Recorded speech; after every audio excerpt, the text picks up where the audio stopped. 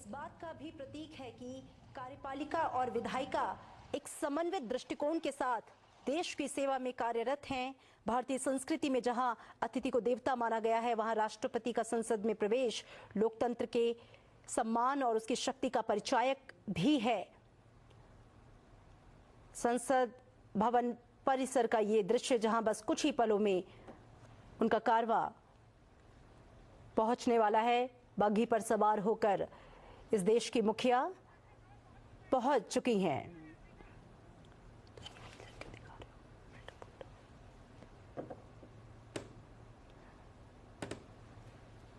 और इसी के साथ संसद भवन परिसर में राष्ट्रपति का कारवां पहुंच चुका है। कुछ ही पलों में उनका स्वागत और 11 बजे का जो वक्त निर्धारित किया गया है, दोनों सदनों में उनका संयुक्त संबोधन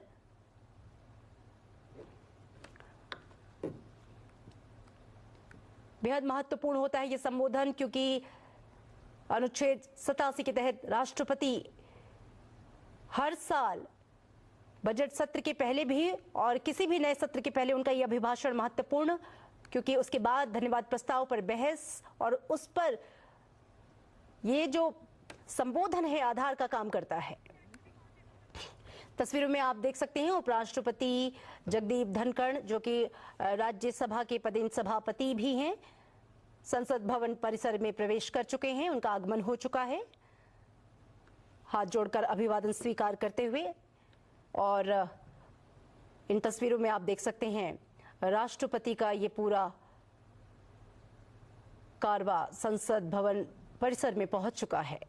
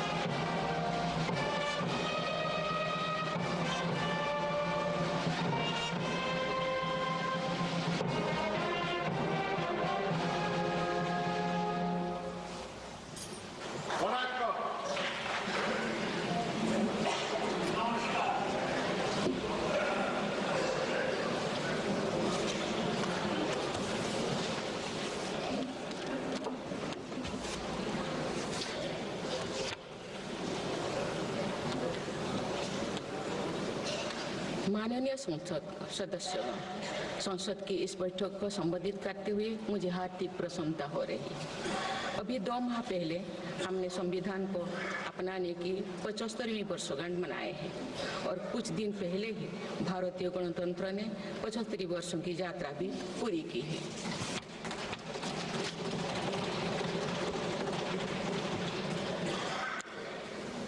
ये अवसर लोकतंत्र की जननी के रूप में भारत के गौरव को नई ऊंचाई देगा। मैं सभी देशवासियों की तरफ से बाबा साहेब आम्बेडकर समेत सभी संविधान निर्माताओं को नमन करती हूँ। माननीय सदस्यगण, इस समय देश में महाकुंभ का ऐतिहासिक पर्व भी चल रहा है। महाकुंभ भारत की सांस्कृतिक परंपरा का, भारत की सामाजिक चेतना का पर्व है। देश और दुनिया से आए करोड़ों श्रद्धालुओं प्रयागराज में पूर्ण स्नान कर चुके हैं। मैं मोनो अमावस्या के दिन हुई हादसे पर अपना दुख व्यक्त करती हूँ। घायलों के शीघ्र स्वस्थ होने की कामना करती हूँ। कुछ दिन पहले ही हमने देश के पूर्व प्रधानमंत्री डॉक्टर मनमोहन सिंह जी को खोए हैं। मनमोहन सिंह जी ने 10 वर्ष तक प्रधानमंत्री के रूप में देश की सेवा की। वे लंबे समय तक संसद के सदस्य भी रहे। मैं मनमोहन सिंह जी को भावभीनी श्रद्धांजलि अर्पित करती हूँ। माननीय सदस्यगण, भारत की विकास यात्रा की इस अमृतकाल को आज मेरी सरकार अभूतपूर्व उपलब्धियों के माध्यम से नई ऊर्जा दे रही है। तीसरे कार्यकाल में 3 गुना तेज गति से काम हो रहा है। आज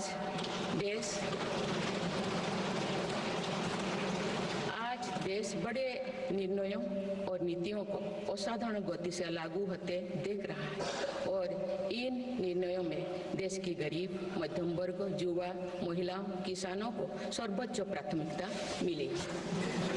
मेरी सरकार ने तीसरे कार्यकाल में सभी के लिए आवास के उद्देश्य की पूर्ति के लिए ठोस कदम उठाए हैं। प्रधानमंत्री आवास योजना का विस्तार करते हुए 3 करोड़ अतिरिक्त परिवारों को नए घर देने का निर्णय लिया गया है। इसके लिए 5,36,000 करोड़ रुपया खर्च किए जाने की योजना है। मेरी सरकार गांव में गरीबों की उनकी आवासीय भूमि का हक देने और वित्तीय समावेशन के लिए प्रतिबद्ध है। इस दिशा में स्वामित्व योजना के अंतर्गत अब तक 2 करोड़ 25 लाख स्वामित्व कार्ड जारी किए गए। इनमें से करीब 70 लाख स्वामित्व कार्ड पिछले 6 महीने से जारी किए। पीएम किसान सम्मान निधि के तहत करोड़ों किसानों को पिछले महीने में 41,000 करोड़ रुपया की राशि का भुगतान हुआ है। जनजातीय समाज के 5 करोड़ लोगों के लिए धरती व जनजातीय ग्राम उत्कर्ष अभियान प्रारंभ हुआ है।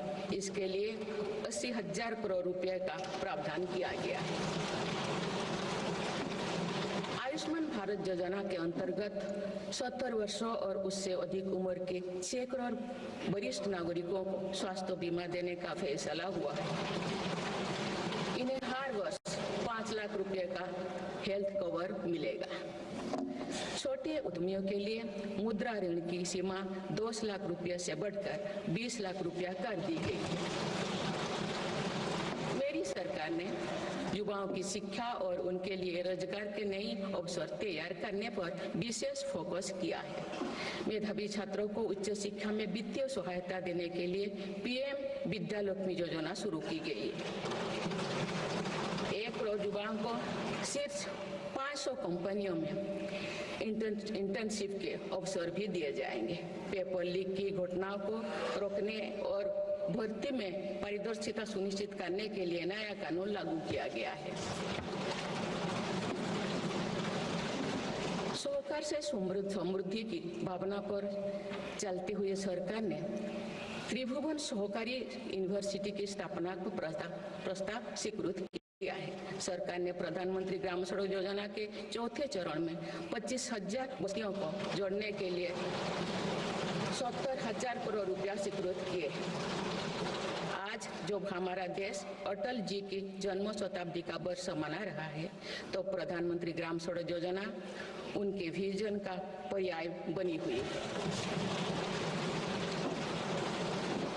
देश में अब 71,000 वंदे भारत, अमृत भारत और नमो भारत ट्रेन चल रही है, जिनमें पिछले 6 माह में ही 17 नए वंदे भारत और एक नमो भारत ट्रेन को जोड़ा गया है। वन नेशन वन इलेक्शन और वक्फ अधिनियम संशोधन जैसे कई महत्वपूर्ण विषय पर भी सरकार ने तेज गति से कदम आगे बढ़ाए। माननीय सदस्यगण, मेरी सरकार के 1 दशक के कार्यकाल ने विकसित भारत की यात्रा को नई ऊर्जा दी है। विकसित भारत के विजन में जन भागीदारी का सामूहिक सामर्थ्य है, देश की आर्थिक उन्नति का रोड मैप है, डिजिटल क्रांति के रूप में टेक्नोलॉजी की ताकत है और आधुनिक इंफ्रास्ट्रक्चर आधार भी है। मेरी सरकार के प्रयास के बल पर भारत दुनिया की तीसरी सबसे बड़ी अर्थव्यवस्था बनने जा रही है। विकसित भारत की उड़ान को हमारे संविधान के आदर्शों का सतत मार्गदर्शन मिलता रहे, इसके लिए सरकार ने सेवा, सुशासन, समृद्धि और स्वाभिमान इन प्रमुख सिद्धांतों को गवर्नेंस के केंद्र में रखा है। सरकारी फर्म, परफर्म और ट्रांसफर्म के अपने संकल्पों को तेज गति से आगे बढ़ा रही है। मेरी सरकार का मंत्र है सबका साथ, सबका विकास, सबका विश्वास और सबका प्रयास, और इस मंत्रों का एक ही लक्ष्य है, विकसित भारत का निर्माण। माननीय सदस्यगण, जब देश के विकास का लाभ अंतिम पायदान पर खड़े व्यक्ति को भी मिलने लगता है तो भी विकास सार्थक होता है। मेरी अंत्योदय की वह भावना है जिसके प्रति मेरी सरकार संकल्पित रही है। गरीब को गरिमापूर्ण जीवन मिलने से उसमें जो सशक्तिकरण का भाव पैदा होता है और गरीबी से लड़ने में उसकी मदद करता है। स्वच्छ भारत अभियान के तहत बने 12 करोड़ शौचालय, प्रधानमंत्री उज्ज्वला योजना के तहत निःशुल्क दिए गए 10 करोड़ गैस कनेक्शन, 80 करोड़ जरूरतमंदों का राशन, सौभाग्य योजना, जल जीवन मिशन जैसे अनेक योजनाओं में गरीब को ये भरोसा दिया गया है कि वे सम्मान के साथ जी सकते हैं। ऐसे ही प्रयासों की वजह से देश के 25 करोड़ लोग गरीबों को परास्त करके आज अपने जीवन में आगे बढ़ रहे हैं। इन्होंने न्यू मिडिल क्लास का एक ऐसा समूह तैयार किया है जो भारत की ग्रोथ को नई ऊर्जा से भर रहा है। माननीय सदस्यगण, भारत जैसे देश की आर्थिक उन्नति मध्यम वर्ग मिडिल क्लास की आकांक्षाओं और उनकी पूर्ति से परिभाषित होती है। मध्यम वर्ग जितने बड़े सपने देखेगा, देश उतने ही ऊंचा उड़ान भरेगा। मेरे सरकार ने मुक्त स्वर से मध्यम वर्ग के योगदान को न केवल स्वीकारा है बल्कि हर मौके पर उसे सराहा भी है। सरकारी कर्मचारी भी मिडिल क्लास के अहम प्रतिनिधि है। हाल ही में मेरी सरकार ने सरकारी कर्मचारियों के कल्याण के लिए 8वें वेतन आयोग के गठन का निर्णय लिया है। ये निर्णय आने वाले वर्षों में सरकारी कर्मचारियों के वेतन में बड़ी वृद्धि का आधार बनेगा। केंद्र सरकार के लाखों कर्मचारियों का यूनिफाइड पेंशन स्कीम के तहत 50% सुनिश्चित पेंशन देने का निर्णय भी लिया गया है, जिसका व्यापक स्वागत हुआ है। मध्यम वर्ग का अपने घर का सपना पूरा करने के लिए भी मेरी सरकार प्रतिबद्ध है। रेरा जैसे कानून बनाकर मध्यम वर्ग के सपने को सुरक्षा दी गई है। घर के लिए लोन पर सब्सिडी दी जा रही है। उड़ान योजना ने लगभग 1.5 करोड़ लोगों का हवाई जहाज में उड़ने का सपना पूरा किया गया है। जन औषधि केंद्रों में 80% रियायती दरों पर मिल रही दवाओं से देशवासियों की 30,000 करोड़ रुपए से ज्यादा बचे हैं। हर विषय की पढ़ाई के लिए सीटों की संख्या में भी कई गुना बढ़ोतरी का बहुत लाभ मध्यम वर्ग को मिला है। राष्ट्र निर्माण में करदाता के योगदान को मेरी सरकार ने सम्मान देते हुए टैक्स से जुड़े मसलों को आसान किया है। टैक्स विवादों को कम करने के लिए फेसलेस मूल्यांकन की शुरुआत कर पारदर्शिता बढ़ाई गई है। आप देश में 75 वर्ष से अधिक उम्र के वरिष्ठ नागरिकों को जिन्हें सिर्फ पेंशन मिलती है, आयकर रिटर्न दाखिल करने के संबंध में स्वयं निर्णय लेने का अधिकार दिया गया है। माननीय सदस्यगण, मेरी सरकार महिलाओं के नेतृत्व में देश को सशक्त बनाने में यानी ह्यूमन लेड डेवलपमेंट में विश्वास करती है। नारी शक्ति बंधन अधिनियम के द्वारा लोकसभा और विधानसभा में महिलाओं के लिए आरक्षण इस दिशा में एक महत्वपूर्ण कदम है। राष्ट्रीय ग्रामीण आजीविका मिशन के तहत 91 लाख से अधिक स्वयं सहायता समूहों को सशक्त किया जा रहा है। देश की 10 करोड़ से भी अधिक महिलाओं को इसके साथ जोड़ा गया है। इन्हें कुल 9 लाख करोड़ रुपए से अधिक की राशि बैंक लिंकेज के माध्यम से वितरित की जाएगी। मेरी सरकार का लक्ष्य देश में 3 करोड़ लखपति दीदी बनाने का है। आज 1 करोड़ 15 लाख से भी अधिक लखपति दीदी एक गरिमामयी जीवन जी रहे हैं। इनमें से लगभग 50 लाख लखपति दीदी बीते 6 महीने में बनी है। ये महिलाएं एक उद्यमी के रूप में अपने परिवार के आय में योगदान दे रहे हैं। इंश्योरेंस फॉर ऑल की भावना के साथ कुछ महीने पूर्व ही बीमा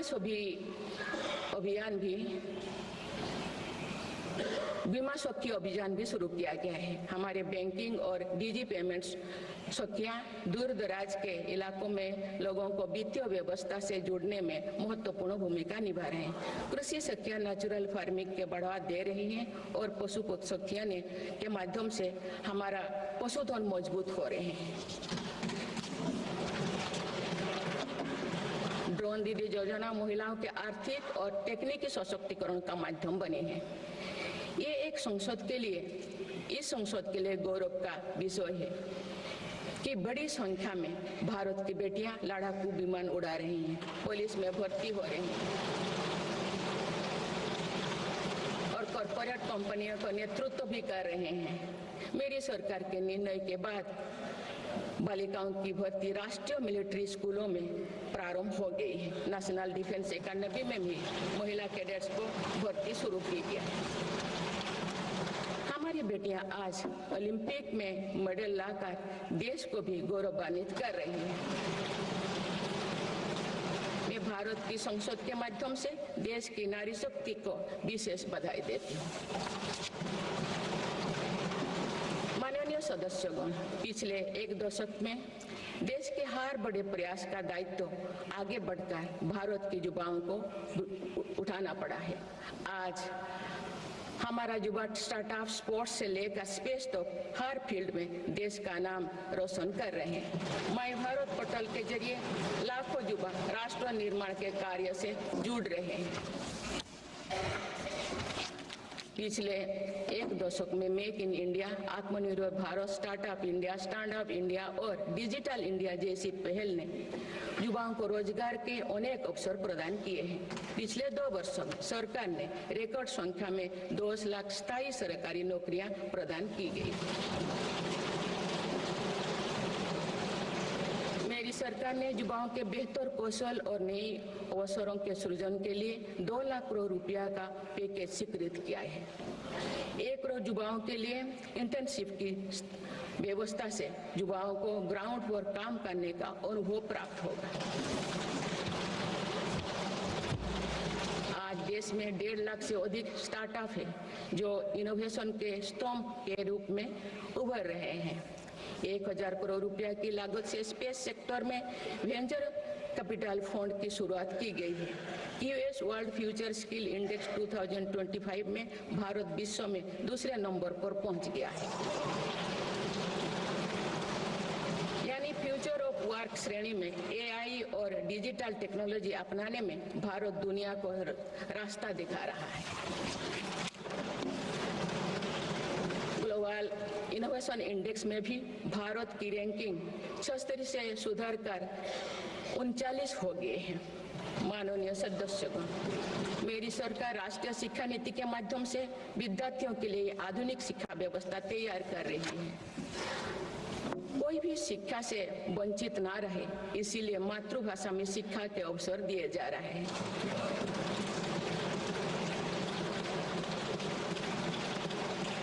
विभिन्न भर्ती परीक्षाएं 13 भारतीय भाषाएं में आयोजित कर भाषा संबंधी बाधाओं को भी दूर किया गया है। बच्चों में इनोवेशन को बढ़ावा देने के लिए 10,000 से अधिक स्कूलों में अटल टिंकरिंग लैब्स खोली गई है। ईज ऑफ डूइंग रिसर्च के लिए हाल ही में one nation one subscription scheme लागू कर दिया है। इससे अंतर्राष्ट्रीय शोध की सामग्री निःशुल्क उपलब्ध हो सकेगी। पिछले एक दशक में उच्च शिक्षण संस्थाओं की संख्या बढ़ी है। इनकी गुणवत्ता में भी व्यापक सुधार हुआ है। यूएस विश्व यूनिवर्सिटी एशिया रैंकिंग में हमारे 163 विश्वविद्यालय शामिल हुई है। नालंदा विश्वविद्यालय के नए कैंपस का शुभारंभ कर शिक्षा में भारत का पुराना गौरव वापस लाया गया है। वो दिन भी दूर नहीं जो भारत में निर्मित गगनयान में एक भारतीय नागरिक अंतरिक्ष में जाएगा। कुछ दिन पहले स्पेस डॉकिंग में सफलता ने भारत के अपने स्पेस स्टेशन का मार्ग और आसान कर दिया गया। कुछ दिन पहले इसरो ने अपना 100वां लॉन्च करते हुए सैटेलाइट के सफलतापूर्वक स्थापित किए। मैं इस उपलब्धि के लिए भी इसरो को और सभी देशवासियों को बधाई देती हूँ। माननीय सदस्यगण, मेरी सरकार ने देश में विश्व स्तरीय स्पोर्ट्स वातावरण बनाने की दिशा में खेलो India scheme, target Olympic podium scheme यानी स्टॉफ्स राष्ट्रीय स्पोर्ट्स यूनिवर्सिटी स्थापित करके देश को आगे कदम बढ़ाए। दिव्यांग के लिए ग्वालियर में विशेष खेल केंद्र खोला गया है। भारत की टीमों में चाहे ओलंपिक हो या फिर पैरालंपिक, हर जगह बेहतरीन प्रदर्शन किया गया है। हाल ही में विश्व शतरंज चैंपियनशिप में भी भारत ने अपना परचम लहराया। फिट इंडिया मूवमेंट चलाकर हम सशक्त युवा शक्ति का निर्माण कर रहे हैं।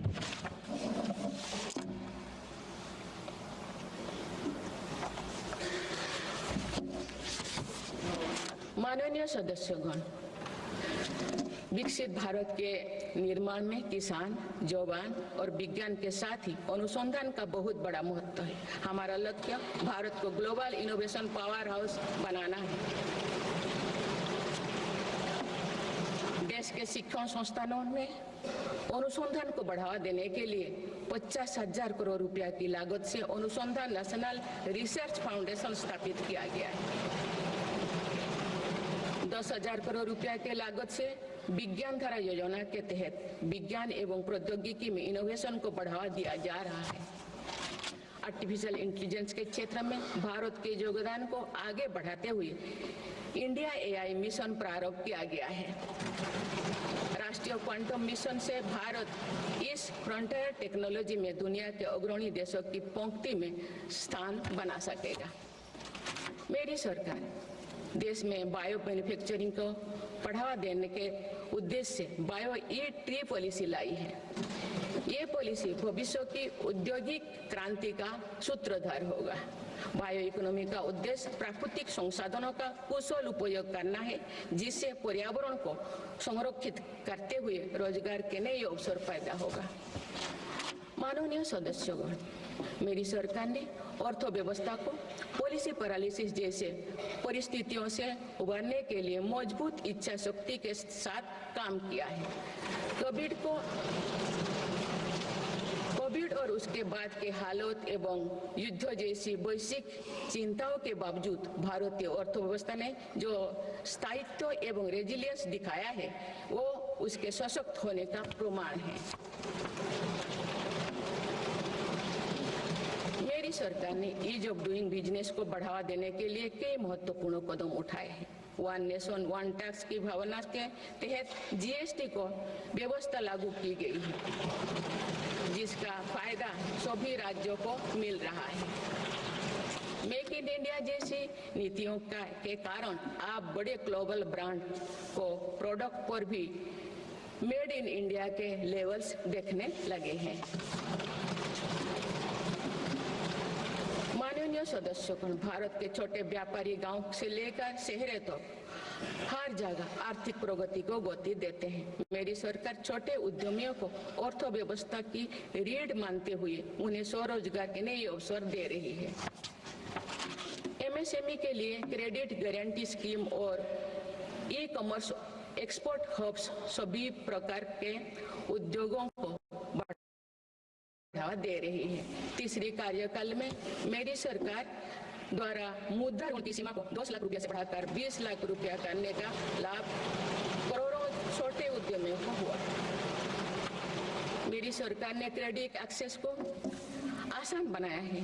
इससे वित्तीय सेवाओं की लोकतांत्रिक बनाया जा सका है। आज लोन, क्रेडिट कार्ड, बीमा जैसे प्रोडक्ट सबके लिए आसानी से सुलभ हो रही है। दशकों तो हमारे देश के रेहड़ी फैक्ट्री पर दुकान लगाकर आजीविका चलाने वाले भाई बहन बैंकिंग व्यवस्था से बाहर रहे। आज उन्हें पीएम स्वनिधि योजना का लाभ मिल रहा है। डिजिटल ट्रांजैक्शन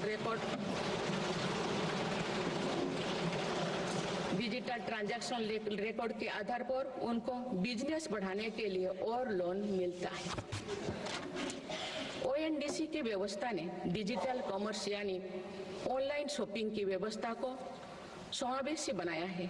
आज देश में छोटे बिजनेस को भी आगे बढ़ाने का समान अवसर मिल रहा है।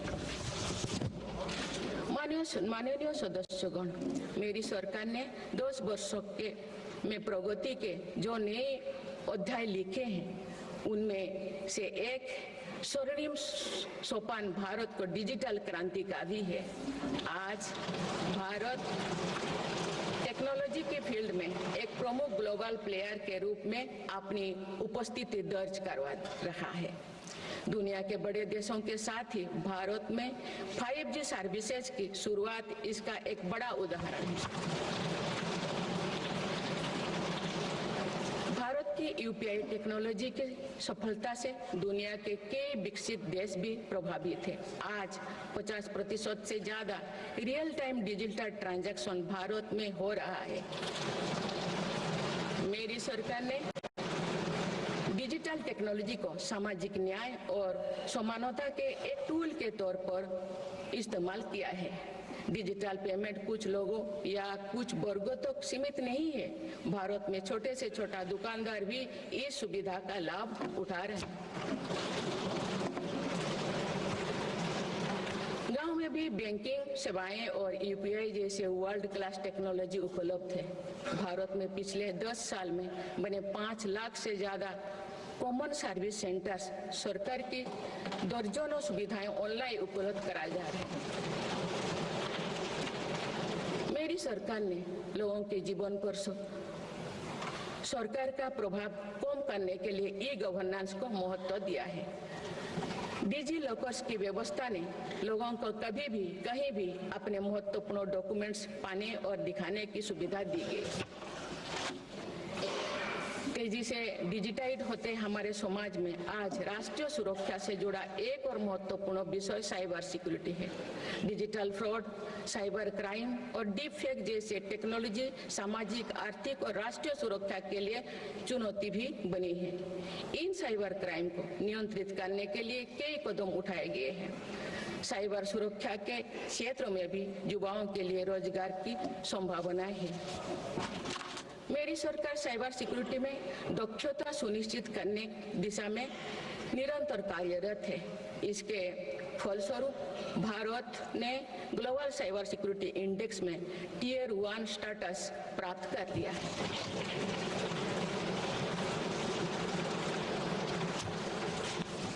माननीय सदस्यगण, किसी भी देश का आधुनिक इंफ्रास्ट्रक्चर ने केवल उसके नागरिकों को एक बेहतर जीवन एवं देश को नई पहचान देता है, बल्कि देश को एक नया आत्मविश्वास भी देता है। बीते दशक में भारत ने वर्ल्ड क्लास इंफ्रास्ट्रक्चर निर्माण के कई माइलस्टोन तय किए हैं। इस आधुनिक इंफ्रास्ट्रक्चर से दुनिया में भारत की छवि मजबूत हुई है। इन्वेस्टर्स का भारत के प्रति भरोसा बढ़ा है, उपयोग को बल मिला है और नए रोजगार का निर्माण हो रहा है। मेरी सरकार देश के हर हिस्से को हाईवे, एक्सप्रेसवे से कनेक्ट करने के लिए मिशन मोड में काम कर रही है। पीएम गति शक्ति नेशनल मास्टर प्लान के द्वारा परियोजना को पूरा करने की गति तेज हुई है। 2 साल पहले बुनियादी ढांचे का बजट लगभग 2 लाख करोड़ रुपया था, जो पिछले बजट में बढ़कर 11 लाख करोड़ रुपया से अधिक हो गया।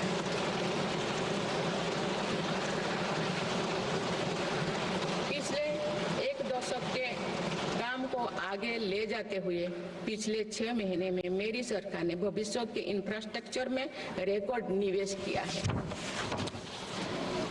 वाडवोन में भारत के पहले डीप वाटर मेगा पोर्ट की आधारशिला रखी गई है। 76,000 करोड़ की लागत से बनने वाला ये पोर्ट विश्व के शीर्ष 10 पोर्ट में से एक है। बताते हुए खुशी हो रही है कि उधमपुर श्रीनगर बारामूला रेल लिंक परियोजना पूरी हो गई है और अब देश कश्मीर से कन्याकुमारी तक रेलवे लाइन से जुड़ जाएगा। इस महत्वाकांक्षी परियोजना के तहत चेनाब ब्रिज का निर्माण हुआ है, जो विश्व का सबसे ऊंचा रेल ब्रिज है। साथ ही आंधी ब्रिज देश का पहला रेल केबल ब्रिज बना है। सिंकुन ला सुरंग पर काम भी सफलतापूर्वक आगे बढ़ रहा है। निकट भविष्य में पूरी होने पर यह विश्व की सबसे ऊंचा सुरंग हो। इससे लद्दाख और हिमाचल प्रदेश के बीच 12मासी संपर्क बना रहेगा।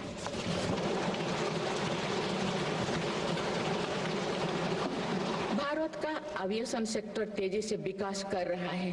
देश की एयरलाइन कंपनियों ने 1700 से अधिक नए विमानों के ऑर्डर दिए हैं। इतनी बड़ी संख्या में आने वाले विमानों के परिचालन के लिए हम एयरपोर्ट्स का विस्तार कर रहे हैं। पिछले 1 दशक में देश के एयरपोर्ट्स की संख्या 2 गुनी हो गई।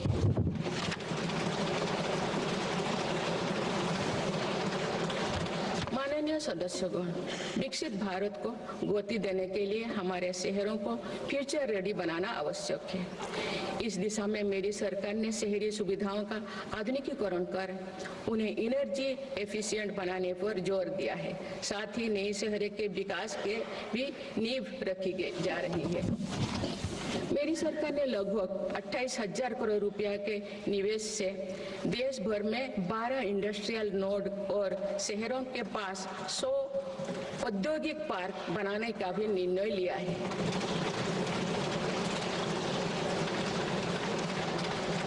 शहरी यातायात को सुगम बनाने के कार्य लगातार जारी है। दिल्ली, पुणे, ठाणे और बेंगलुरु में मेट्रो प्रोजेक्ट्स और अहमदाबाद भुज रूट पर शुरू हुई नमो भारत रैपिड रेल सर्विसेज विकसित भारत के शहरों का स्वरूप है।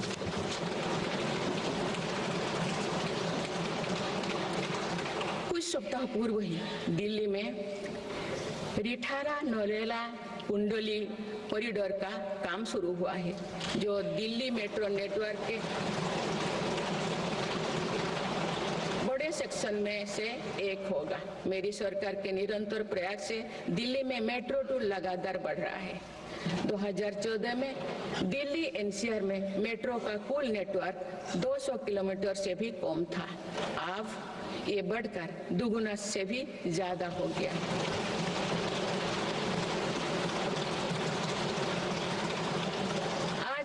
ये बताते हुए बेहद प्रसन्नता हो रही है कि भारत का मेट्रो नेटवर्क अब 1000 किलोमीटर के माइलस्टोन को पार कर चुका है। भारत अब मेट्रो नेटवर्क के मामले में दुनिया का तीसरा सबसे बड़ा देश बन गया है। लगभग 8,000 करोड़ रुपया के खर्च से देश में 52,000 इलेक्ट्रिक बस चलाने का भी निर्णय हुआ है।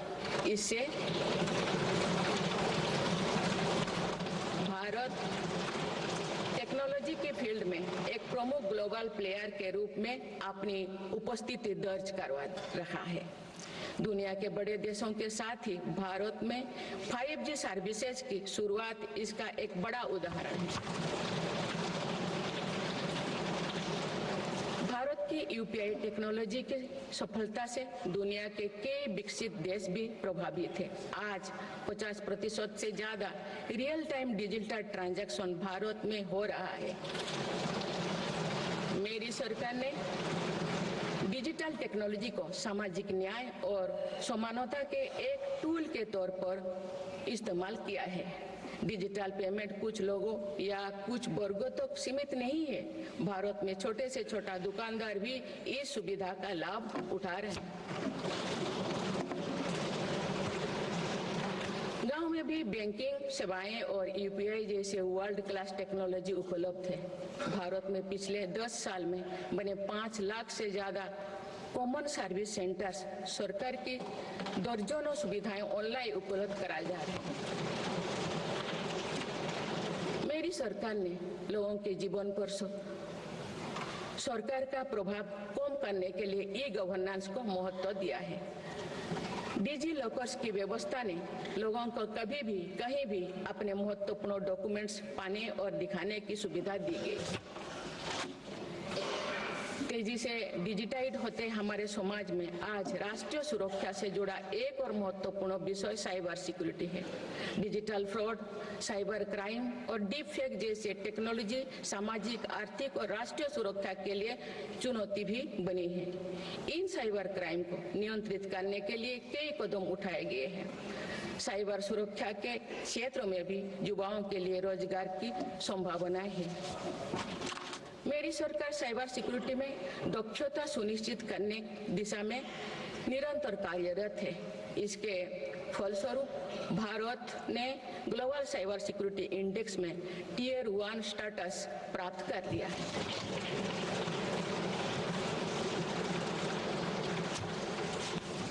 माननीय सदस्यगण, किसी भी देश का आधुनिक इंफ्रास्ट्रक्चर ने केवल उसके नागरिकों को एक बेहतर जीवन एवं देश को नई पहचान देता है, बल्कि देश को एक नया आत्मविश्वास भी देता है। बीते दशक में भारत ने वर्ल्ड क्लास इंफ्रास्ट्रक्चर निर्माण के कई माइलस्टोन तय किए हैं।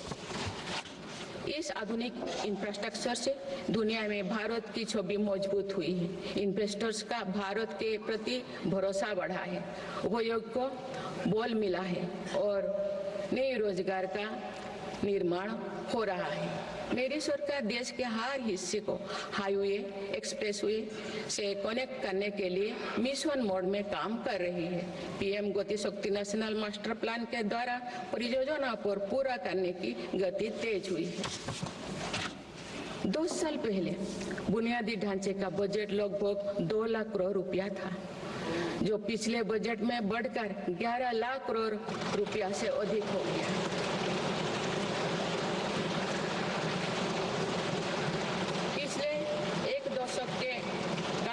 आगे ले जाते हुए पिछले 6 महीने में मेरी सरकार ने भविष्य के इंफ्रास्ट्रक्चर में रिकॉर्ड निवेश किया है।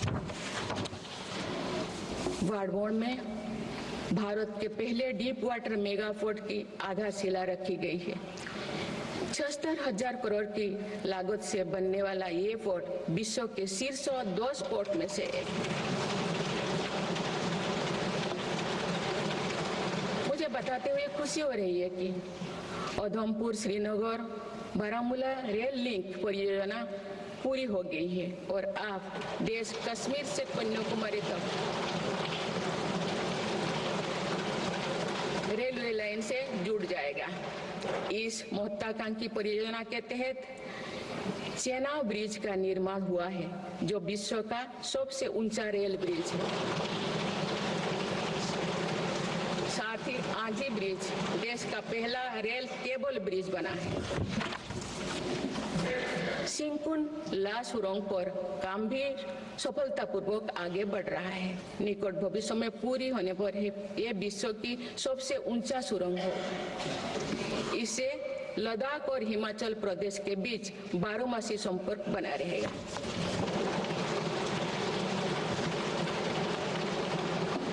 भारत का एविएशन सेक्टर तेजी से विकास कर रहा है।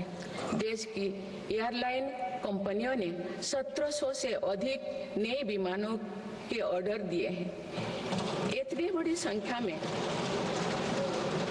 आने वाले विमानों के परिचालन के लिए हम एयरपोर्ट्स का विस्तार कर रहे हैं। पिछले एक दशक में देश के एयरपोर्ट्स की संख्या 2 गुनी हो गई।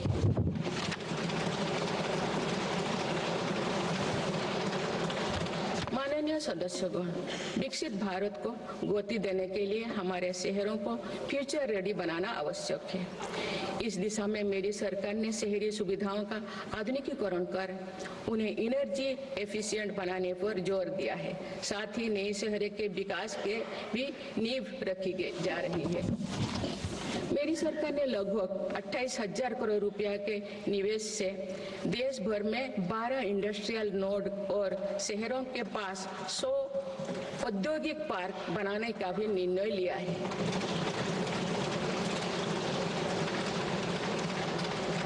शहरी यातायात को सुगम बनाने के कार्य लगातार जारी है। दिल्ली, पुणे, ठाणे और बेंगलुरु में मेट्रो प्रोजेक्ट्स और अहमदाबाद भुज रूट पर शुरू हुई नमो भारत रैपिड रेल सर्विसेज विकसित भारत के शहरों का स्वरूप है।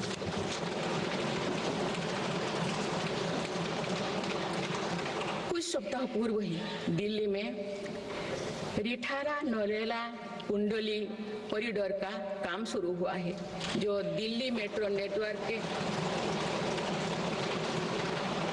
बड़े सेक्शन में से एक होगा। मेरी सरकार के निरंतर प्रयास से दिल्ली में मेट्रो टूर लगातार बढ़ रहा है। 2014 में दिल्ली एनसीआर में मेट्रो का कुल नेटवर्क 200 किलोमीटर से भी कम था। अब ये बढ़कर दुगुना से भी ज्यादा हो गया।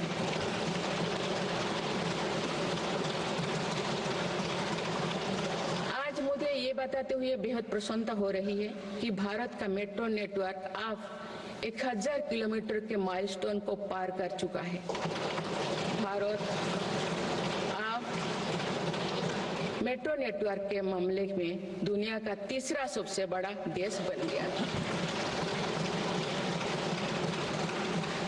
लगभग 8,000 करोड़ रुपया के खर्च से देश में 52,000 इलेक्ट्रिक बस चलाने का भी निर्णय हुआ है।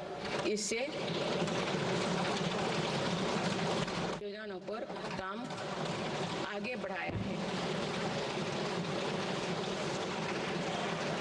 40,000 करोड़ रुपया से अधिक लागत की किन बेतवा लिंक परियोजना में मध्य प्रदेश और उत्तर प्रदेश के लाखों ग्रामीण भाई बहन का लाभ मिलेगा।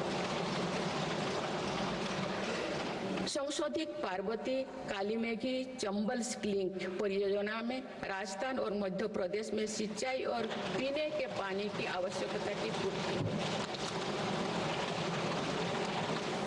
पोलावरम सिंचाई परियोजना को पूरा करने के लिए 12,000 करोड़ रुपया की अतिरिक्त राशि भी स्वीकृत की गई है। माननीय सदस्यगण, हमारे 8 लाख सहकारी संस्थाएं एवं उनके 19 करोड़ हितधारक सदस्य ग्रामीण भारत के करीब 90% क्षेत्र का प्रतिनिधित्व करते हैं।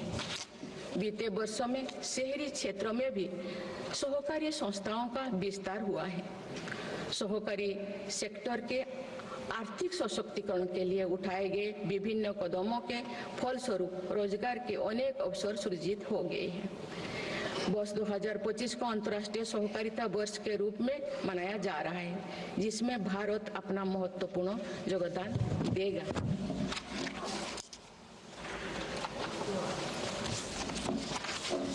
माननीय सदस्यगण, हम जब राष्ट्र के विकास और उपलब्धियों की चर्चा करते हैं तो वास्तव में हम राष्ट्र के नागरिकों की क्षमता एवं उपलब्धियों का ही उल्लेख कर रहे होते हैं। आज देश के विकास में सबका साथ है, इसलिए हम देश के सही सामर्थ्यों का अनुभव कर पा रहे हैं।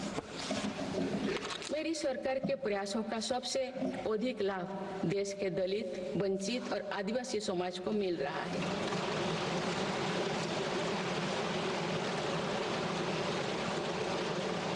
आजादी के दशकों बाद भी हमारे जिस जनजातीय एवं आदिवासी समाज की उपेक्षा होती रही, मेरी सरकार ने उसके कल्याण को पहली प्राथमिकता दी है। धरती आबा जनजातीय ग्राम उत्कर्ष अभियान और पीएम जनमन योजना इसका प्रत्यक्ष उदाहरण है। देश भर में स्थापित 470 से अधिक एकलव्य मॉडल आवासीय विद्यालय के माध्यम से लगभग 1.25 लाख आदिवासी बच्चों को स्कूली शिक्षा दी जा रही है। पिछले 10 वर्ष में आदिवासी बहुल इलाकों में 30 नए मेडिकल कॉलेज खोले गए हैं। विशेष राष्ट्रीय मिशन चलाकर आदिवासी समुदाय की सिकल सेल से जुड़े स्वास्थ्य सेवाओं पर भी ध्यान दिया जा रहा है। इस मिशन के अंतर्गत लगभग 5 करोड़ व्यक्तियों की स्क्रीनिंग की जा चुकी है।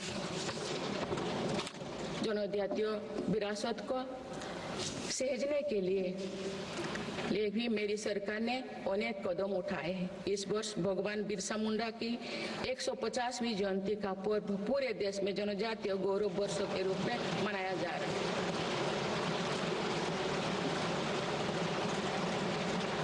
माननीय सदस्यगण, विकसित भारत की एक महत्वपूर्ण कसौटी देश का संतुलित विकास है। किसी क्षेत्रों में ये भावना नहीं होनी चाहिए कि वे विकास में पीछे छूट गए हैं। मेरी सरकार ने नॉर्थ ईस्ट के लोगों की इन्हीं भावनाओं को समझा, उनके दिल से दूरियों का भाव समाप्त किया।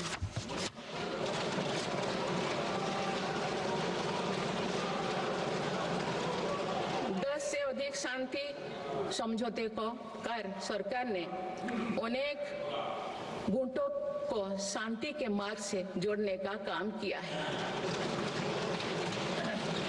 पूरा देश नॉर्थ ईस्ट के 8 राज्यों की संभावनाओं को देख सके, इस दिशा में पहले अष्टलक्ष्मी महोत्सव का आयोजन किया गया है।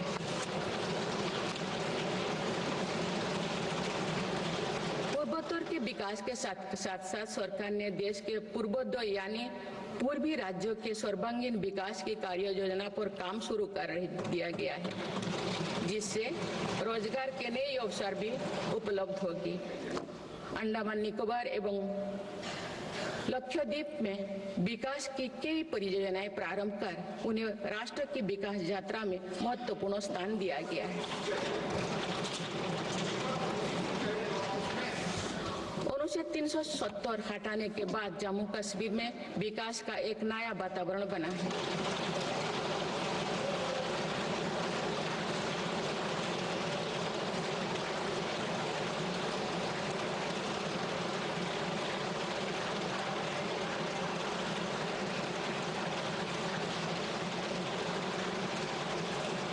जम्मू कश्मीर में लोकसभा चुनाव एवं विधानसभा चुनाव अत्यंत शांतिपूर्ण माहौल में संपन्न हुए।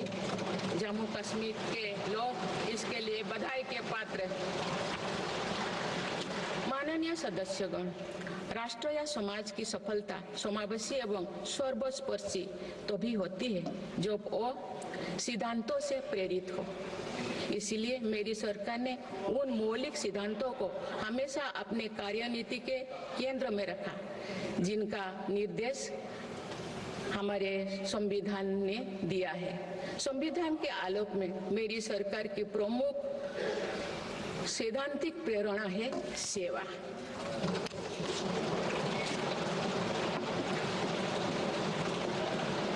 मेरी सरकार मानती है कि 140 करोड़ देशवासियों की सेवा ही सरकार का प्रमुख कर्तव्य है।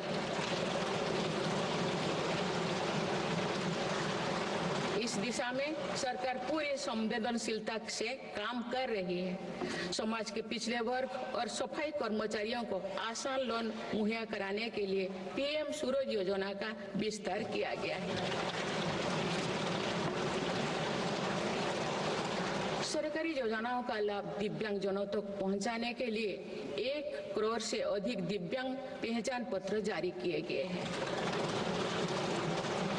स्वच्छता सैनिकों के लिए चलाई जा रही नमस्ते योजना का विस्तार कर अब स्वच्छता का बीड़ा उठाने वाले भाई बहनों को भी इसमें शामिल किया गया है। विकसित भारत की यात्रा में कोई भी छूटने ना पाए, इस ध्येय के अनुरूप मेरी सरकार सैचुरेशन अप्रोच के साथ काम कर रही है। माननीय सदस्यगण, बीता दशक भारत की सांस्कृतिक चेतना के पुनः जागरण का दशक रहा है।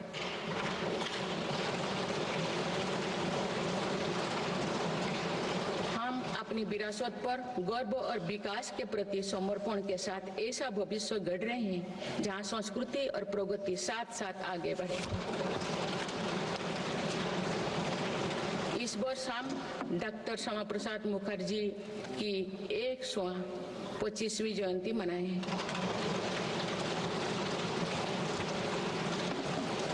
उन्होंने कहा था कि सच्चा राष्ट्रवाद केवल भारत की भौतिक एकता नहीं बल्कि उनकी सांस्कृतिक एकता को मजबूत करने में है।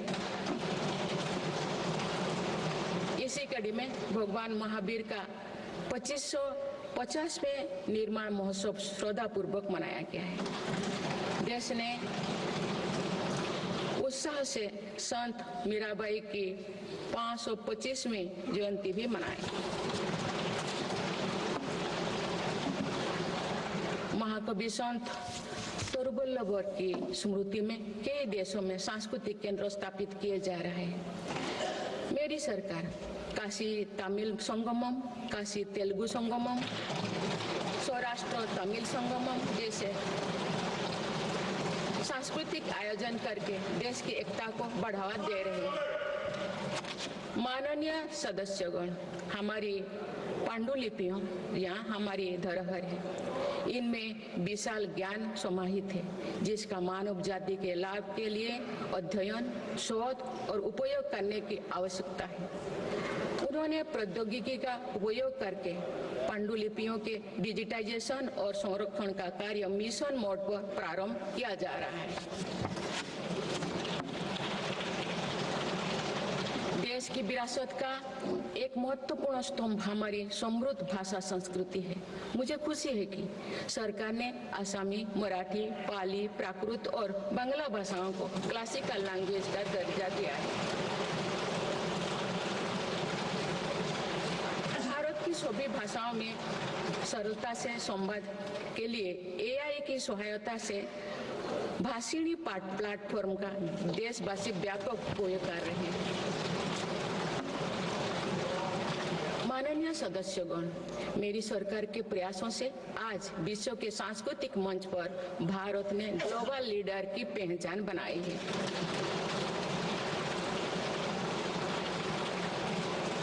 सभी एशियाई बौद्ध देशों को आपस में जोड़ने के लिए मेरी सरकार ने पहली एशियाई बुद्धिस्ट कॉन्फ्रेंस का आयोजन किया। पिछले वर्ष वर्ल्ड हेरिटेज कमेटी की बैठक का आयोजन भी भारत में हुआ जिसमें 140 देशों ने भाग लिया। अंतर्राष्ट्रीय योग दिवस के माध्यम से पूरा विश्व आज भारत की योग परंपरा को अंगीकार कर रहा है। माननीय सदस्यगण, प्रगति की भव्य इमारत को नई बुलंदियों तक ले जाने के लिए मजबूत स्तंभों की जरूरत होती है। भारत के विकास के लिए मेरी सरकार ने रिफॉर्म, परफॉर्म और ट्रांसफॉर्म के ऐसे ही 3 मजबूत स्तंभ बनाए हैं। आज ये सब पूरी दुनिया में भारत के नए गवर्नेंस मॉडल का पर्याय बन गए हैं। सरकार ने संविधान के लागू होने से पहले बने कानूनों की विस्तृत समीक्षा की है। कई कानूनों को निरस्त या संशोधन किया जा रहा है ताकि पूरा तंत्र वर्तमान सामाजिक और आर्थिक चुनौतियों का सामना कर सके।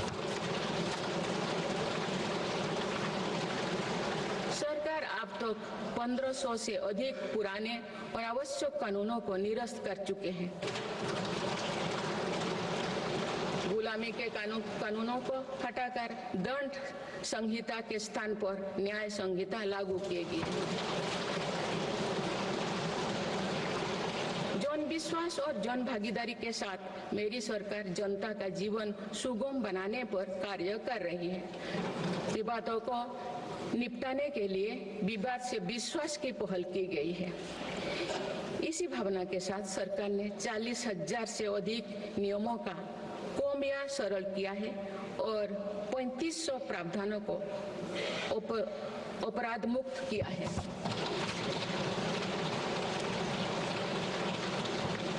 मेरी सरकार ने देश के अत्यंत पिछड़े इलाकों में आकांक्षी जिला कार्यक्रम प्रारंभ कर सुशासन का एक अनूठा प्रयोग किया है। इस कार्यक्रम से इन जिलों में स्वास्थ्य, पोषण, कृषि, सामाजिक विकास और शिक्षा जैसे विभिन्न मापदंडों में उल्लेखनीय प्रगति हुई। यूएनडीपी की एक रिपोर्ट में इस पहल की बहुत सराहना की गई है। इस सफलता से प्रेरित होकर अब देश के 500 आकांक्षा ब्लॉक में भी समग्र विकास हेतु अभियान प्रारंभ किया गया है।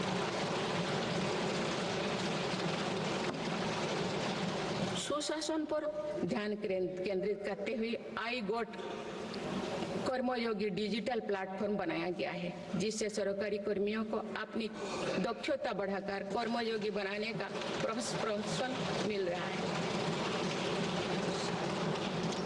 इस प्लेटफॉर्म पर 1700 पाठ्यक्रमों उपलब्ध है और अब तो 2 करोड़ से अधिक प्रशिक्षण पूर्ण किए गए हैं। माननीय सदस्यगण, इस वर्ष देश सरदार वल्लभ भाई पटेल की 150वीं जयंती मना रहे हैं। उनकी प्रेरणा से मेरी सरकार राष्ट्र प्रथम की भावना को लेकर आगे बढ़ रही है।